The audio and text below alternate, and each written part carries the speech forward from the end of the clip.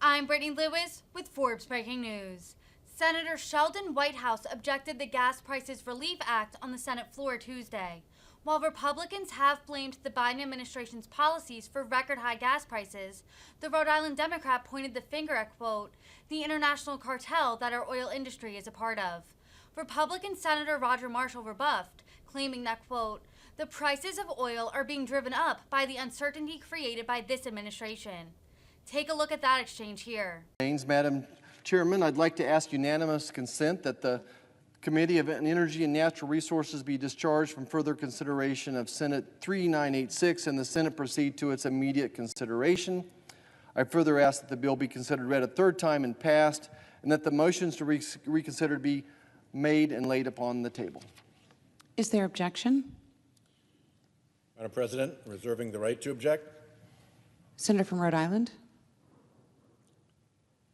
I have been listening with interest to my two distinguished colleagues discuss this measure, referring to it repeatedly as governing American energy. But of course, what it really governs is fossil fuel energy. That's the intention here, and that's the result.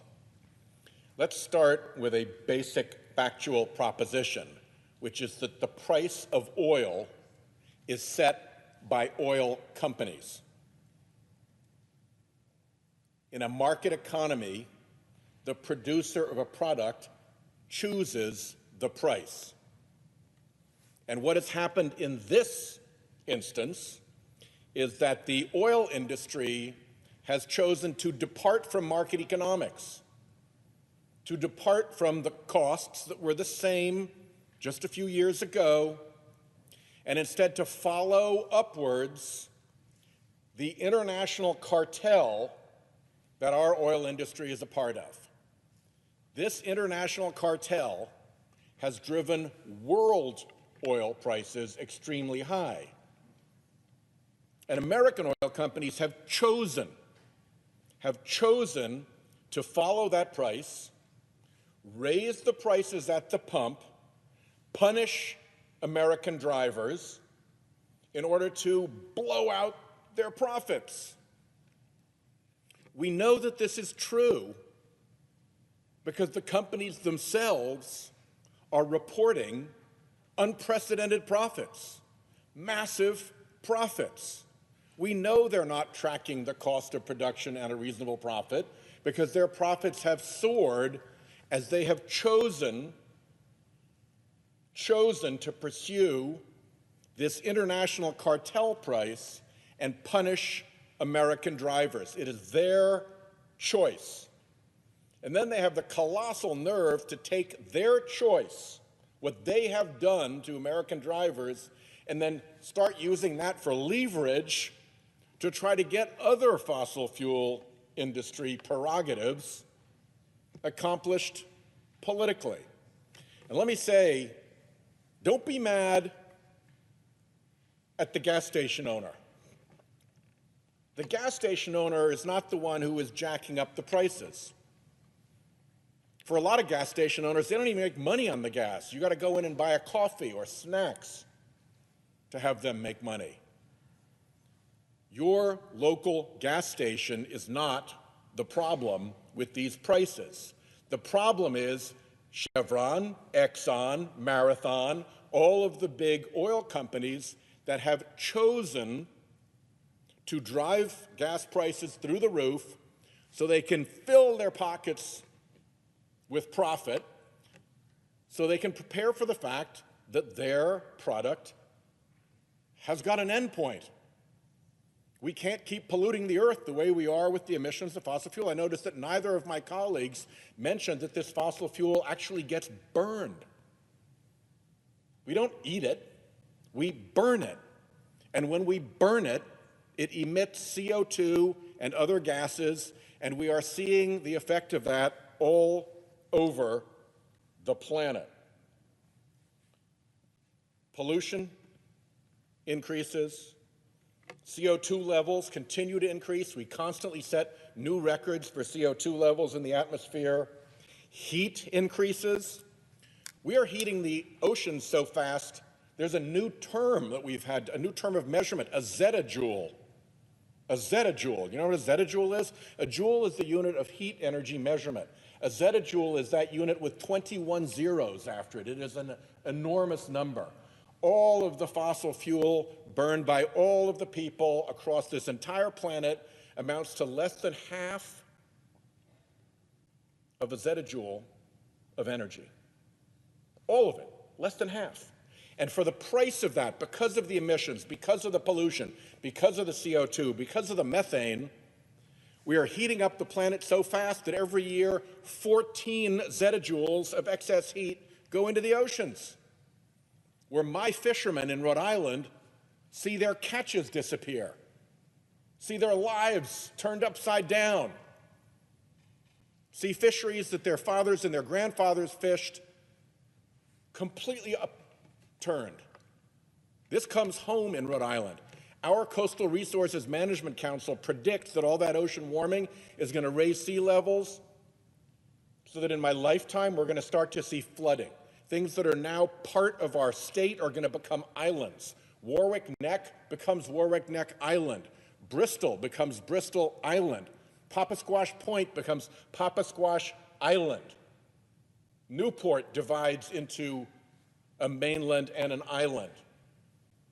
We become the Rhode Island archipelago. We lose enormous amounts of our shoreline to sea level rise. Never mentioned that harm. So when you come here and say, we want to help more fossil fuel get burned, remember that on the other end of that are places like Rhode Island.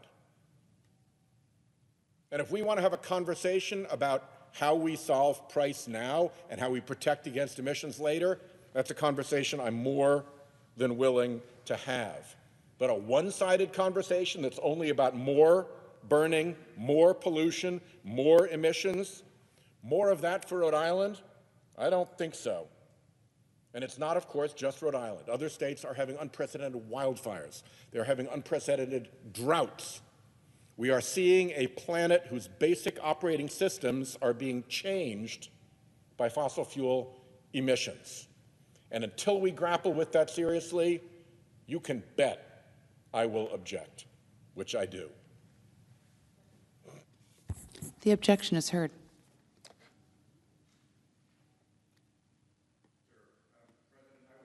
Actually asked in response that we pass a different measure, and I'd ask unanimous consent that the Committee on Commerce, Science, and Transportation be discharged from further consideration of S4217 and the Senate proceed to its immediate consideration. I further ask that the bill be considered read a third time and passed, and the motions to reconsider be considered made and laid upon the table.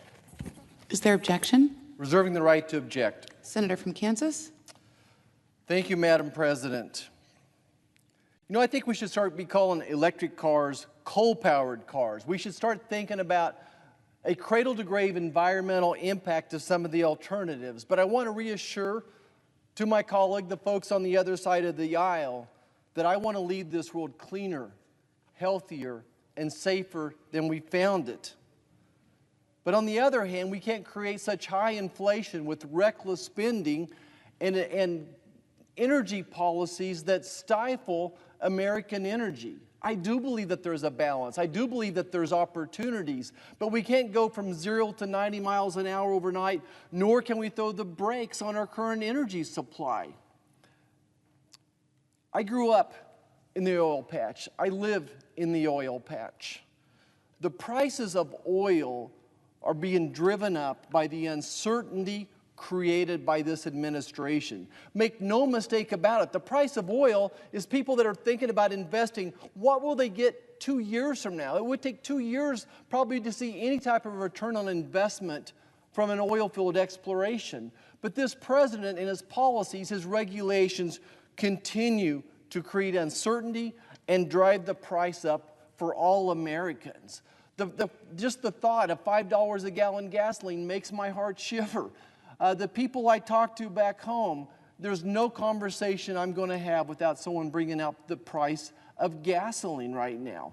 And I'm so proud that we're taking traditional energies and we're making them cleaners, that we're using biofuels to help decrease the tailpipe emissions through E15 year-round and higher ethanol as well. I'm proud of the biodiesel that we're using as well.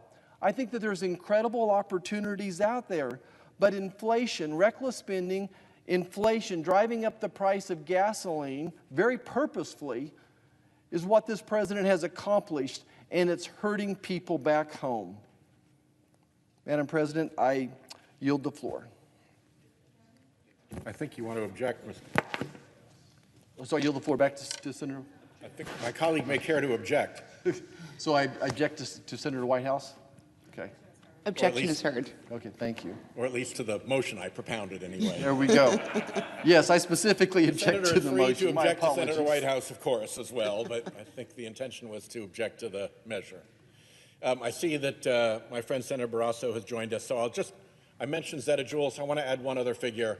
This from a report by the corporate accounting and consulting firm Deloitte Consulting, which has said that if we don't get ahead of this climate problem that my colleagues seem so scrupulously interested in ignoring, the cost to society in the next 5 decades will be, if I remember correctly, the number is $178 trillion in economic harm across those years.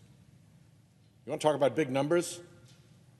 And if we do get it right, if we grow up, treat this as a factual scientific problem, and put in serious, real economic solutions, then the win side is $43 trillion. So the swing is $220 trillion. You want to talk about big numbers? That's a big number. And it's going to depend on decisions we make now, and I hope we start making good decisions. And with that, I yield the floor to my friend from Wyoming.